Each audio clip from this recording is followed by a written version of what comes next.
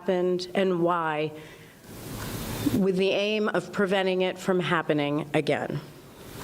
Yesterday, at about 18:06 Eastern Standard Time, a Learjet 55, Mexican registration, X-ray Alpha-Uniform Charlie India, call sign Mike Tango Sierra 056, was destroyed when it crashed into a commercial and residential area shortly after takeoff from Northeast Philadelphia Airport, with 6 people on board, including 2 crew members. Night instrument meteorological conditions prevailed, and an instrument flight plan had been filed for Springfield Branson National Airport in Springfield, Missouri. The air ambulance flight was operated by MedJets USA, doing business as Jet Rescue Air Ambulance, which is based in Mexico. They also have facilities in Miami. Let me take a moment to express our deepest condolences for all those who were impacted by this devastating, devastating tragedy. I also want to extend our deepest sympathies for all those who were injured in this accident. NTSB investigators began to arrive within 90 minutes of the crash, and I deployed a full GO team this morning. On scene is a total of 17 people with specific expertise in areas of aviation safety, and of course, me as well. I want to say that I have really been moved by the outpouring of support for the NTSB over this past week. This morning, the U.S. Park Service flew me by helicopter up from DCA to Northeast Philadelphia Airport, and I really want to thank the U.S. Park Service because it was a very quick call and request by us, and not only did they fly me here, but they also spent some time giving me an aerial view of the accident site. That support extends to federal, state, and local officials here in the Philadelphia area, and I want to start by really thanking Mayor Parker and her entire staff. We did go over to Unified Command and met with her, met with the 2 chief deputy mayors and her staff, and I really want to thank her for her extending resources to us and for the unity that's here to get to the bottom of what occurred. I also want to thank the Secretary of Transportation, Sean Duffy, who has been very engaged not only at DCA with that accident investigation, but here in Philadelphia, and the FAA Acting Administrator, Chris Rochelot. I also want to thank Governor Shapiro, Senator Fetterman, Senator McCormick, Congressman Boyle, Philadelphia Office of Emergency Management, Philadelphia Managing Director's Office, Philadelphia Fire Department, Philadelphia Police Department, Philadelphia Department of Licenses and Inspections, Philadelphia Streets Department, PICO, Philadelphia Gas Works, Philadelphia Department of Public Health, Philadelphia Department of Aviation, the School District of Philadelphia, Philadelphia Parks and Recreation, Philadelphia Commerce Department, Delaware Valley Intelligence Center, Free Library of Philadelphia, Pennsylvania Emergency Management Agency, the Pennsylvania State Police, the Pennsylvania Department of Transportation, the FBI, the Bureau of Alcohol, Tobacco, Firearms, and Explosives, the Federal Aviation Administration, the American Red Cross, the Salvation Army, and the Fraternal Order of Police. As you can see from this very long list, there is substantial support for this investigation. Now I'm going to turn it over to Ralph Hicks for a few minutes to talk about the flight, and then I will return to talk about the crash itself. Go ahead. Thank you, Chairman. So a little bit about the flight itself. The flight originated at Opelika, Florida, yesterday afternoon about 12 p.m. And the aircraft arrived at Northeast Philadelphia Airport around 2:15 p.m. in the afternoon. It was on the ground for a few hours and departed runway 24 at about 6:06 p.m. And it was, like we said, it was dark at the time and instrument conditions. The aircraft climbed to about 1,500 feet above the ground. We were looking at GPS data on the aircraft, a slight right turn followed by a slight left turn, and then a steep descent towards the ground where it crashed. The entire flight lasted less than a minute. Thank you. So I want to stress this was a high-impact crash, and the plane is highly fragmented. There is a substantial impact on the entire community. The debris field extends 4 or 5 blocks. And I do want to stress that this is an active investigation scene. The debris is scattered. It is very dangerous. And so I encourage everyone to stay out of the accident site. It's very dangerous. You'll see over the next several days, possibly extending into weeks, where we will be collecting that debris, loading it onto a truck, and moving it to a secure location so that we can begin to do our evaluation of that debris. Now, I do want to mention we are still looking for the cockpit voice recorder. We have located the 2 engines, but for the cockpit voice recorder, we're still looking for it. It could be intact, but likely it is damaged. It may be fragmented. So if there are citizens or business owners or others who find debris, please email the NTSB at witness@ntsb.gov. That's witness@ntsb.gov. Now, I'm sure I will get questions about having 2 major accident investigations at one time. We are a highly skilled agency. It is not unusual for the NTSB to be investigating 2 major accidents. We have tremendous resources at both, and we will get to our findings, our probable cause, and our recommendations, and to a final investigative report. With that, I'm going to take questions. I will ask that you raise your hand, that you give me your name and your affiliation. Sir. Brian Sheehan, NBC 10 here in Philadelphia. Are you classifying this as an accident at this point? The question is, are we classifying this as an accident? Yes, we are. Rick Strickland, CBS News Philadelphia. The IIC referenced the slight turn left and right before they crashed and then after taking off. Does that suggest anything to you guys early on? The question is the path, the track of the plane, that it moved a little to the right, moved a little to the left. It doesn't really suggest anything right now. We just wanted to provide that information for you. Certainly we'll evaluate information as we continue on with our investigation. Right now, our focus is on collecting the perishable evidence, and that is the debris and what we need to take in order to conduct our investigation. Yes. Mills Hayes with News Nation. Are you guys aware of any debris or anything falling from the plane before it went down? The question is, are we aware of any debris or anything falling from the plane before it went down?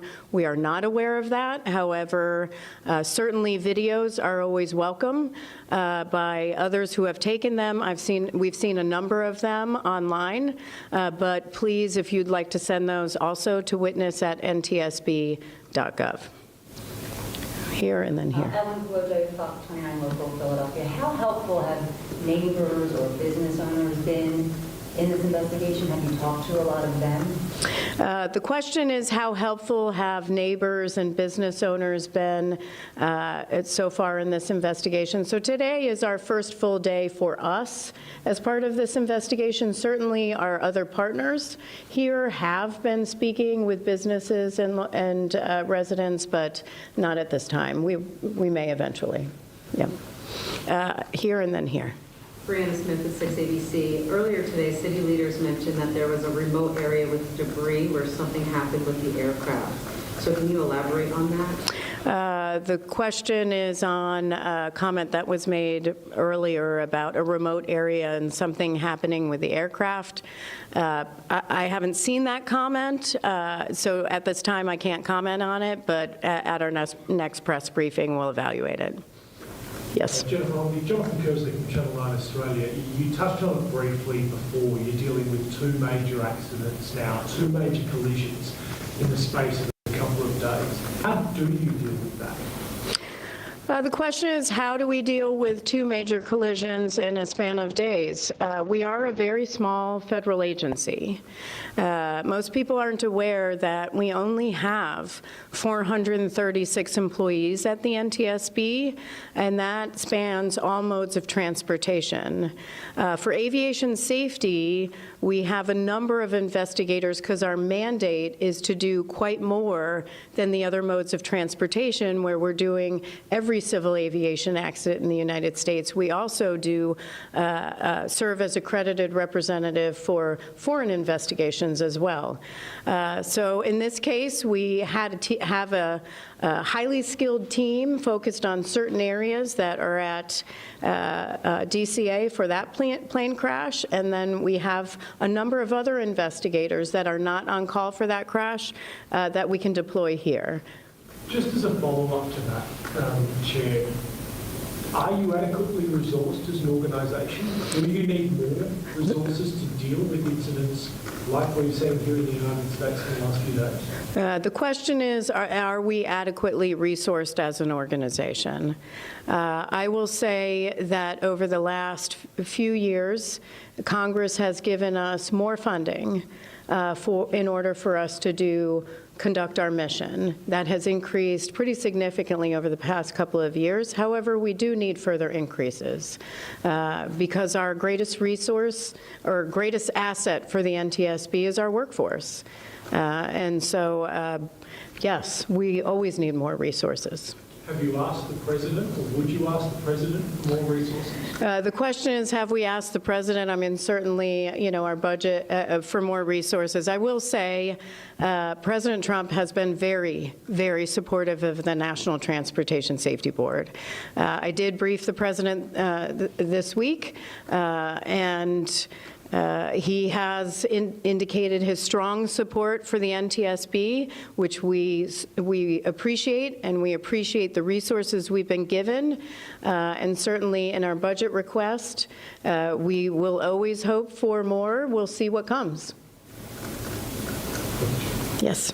I know you said that you're still looking for the cockpit voice recorder. Can you just talk about how crucial that is in the investigation, and then on top of it, the condition that it's in? Yeah, so the question is on the cockpit voice recorder. The question is how crucial it is, what condition it's in. The condition could be fragmented, could be damaged.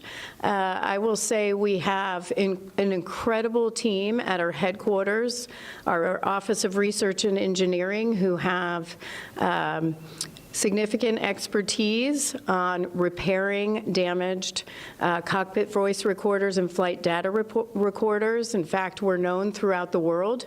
Other countries send their black boxes to us to fix.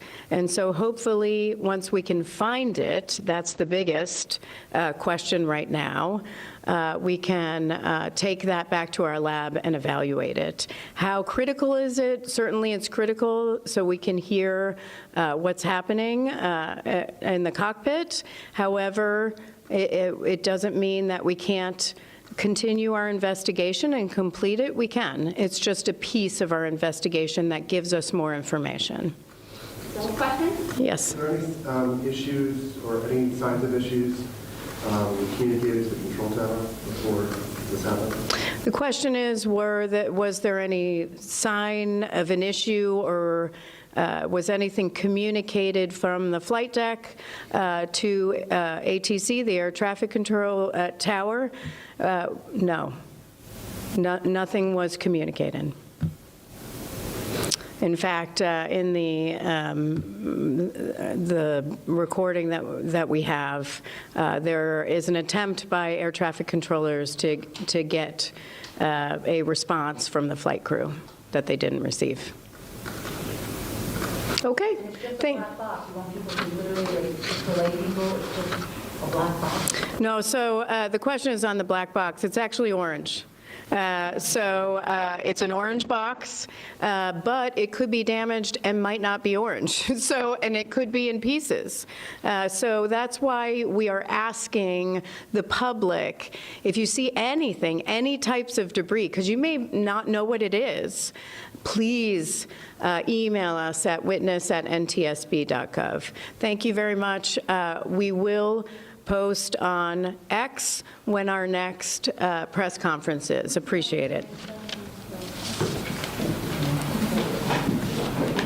And we just heard from officials with the NTSB. As we know, the NTSB is the National Transportation Safety Board. They are an independent federal agency responsible for investigating all civil aviation crashes. And as we heard from this official, this is a very small agency. They have about 436 employees in this agency.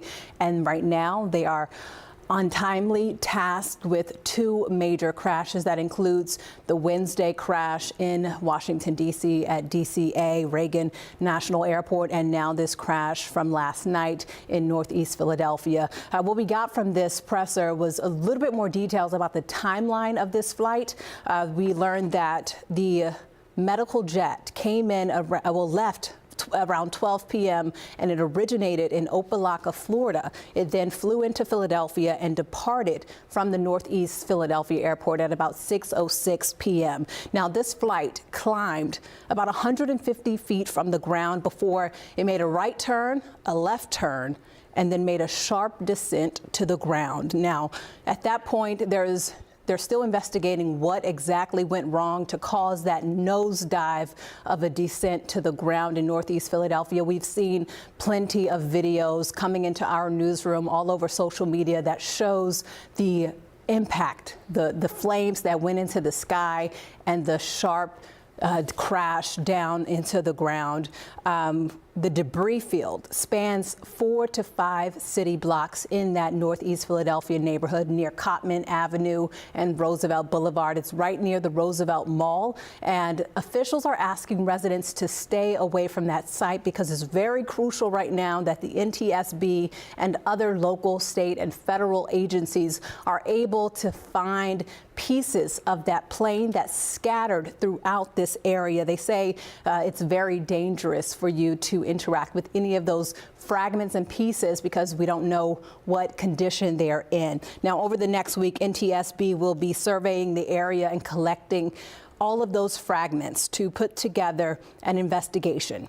The NTSB is very meticulous and methodical with their investigations. It could take up to a year to 2 years, but they're looking for the cockpit voice recorder. It may be damaged, it may be fragmented, but if you find any pieces of this aircraft from this accident, you can call or you can contact the NTSB via email at witness@ntsb.gov. Once again, witness@ntsb.gov. That's the best place to send any information about pieces of this plane that you may find in your neighborhood.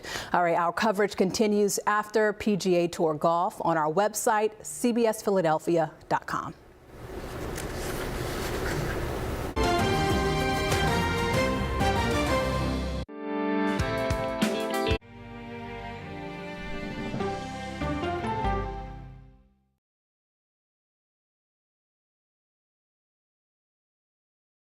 Politics isn't a game. The data says you do have a women problem. Politics is about policy. Isn't that giving people false hope? I'm a voracious consumer of information, and I'm impatient. I don't like to be spun. To be moderator of Face the Nation is not an anchor, it's not an actress. You are up here to moderate a conversation. That means bringing the most powerful stakeholders to the table to become better informed.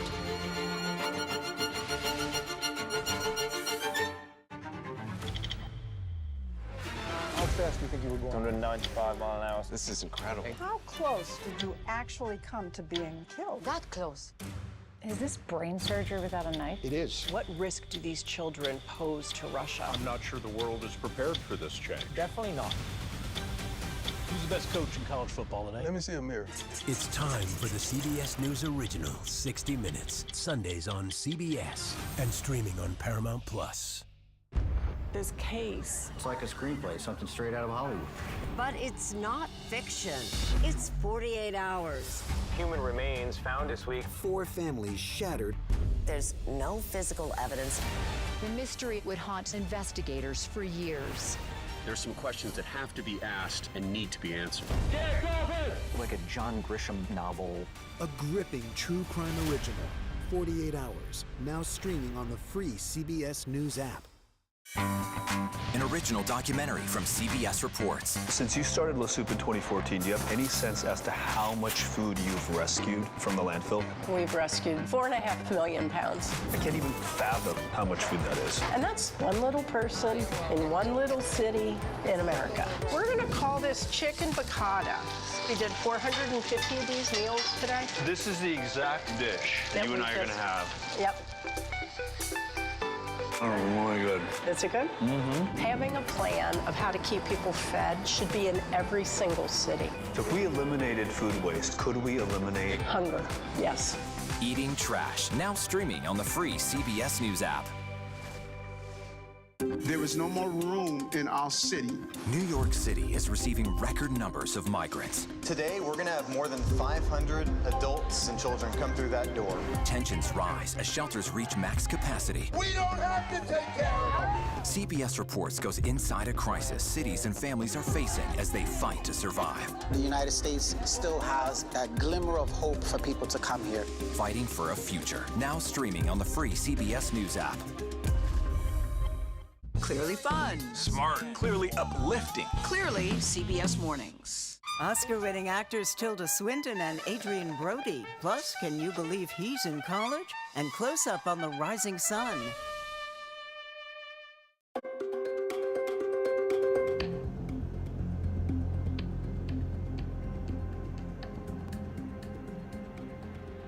News of Kevin's murder spread among his loved ones and closest friends. I was at home, and I actually got a phone call from another soldier, and she was saying, I know you guys were close, and her voice cracked, and she told me that he had passed away, and I was like, not comprehending what was going on.